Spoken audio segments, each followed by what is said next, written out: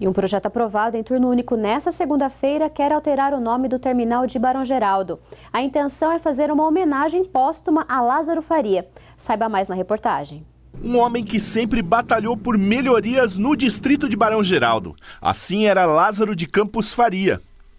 Por iniciativa da família, que procurou a Câmara Municipal para prestar uma homenagem ao seu Lázaro, que passa agora a batizar o terminal de ônibus de Barão Geraldo. A princípio nós pensamos numa coisa mais simples, numa praça, numa rua, alguma coisa assim.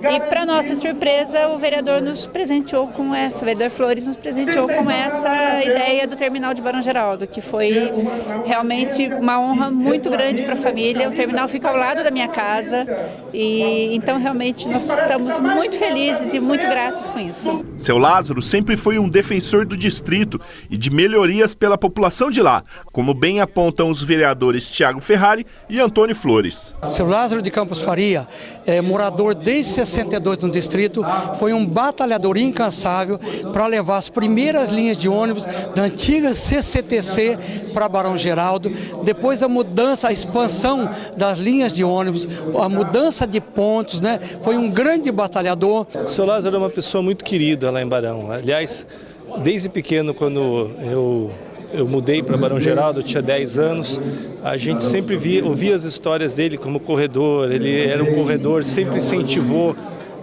era um inspirador para as pessoas correrem. Naquela época ainda não tinha essa febre de corrida, então era raro ver as pessoas correndo, e o seu Lázaro sempre correndo. Então a gente sempre, eu cresci admirando o seu Lázaro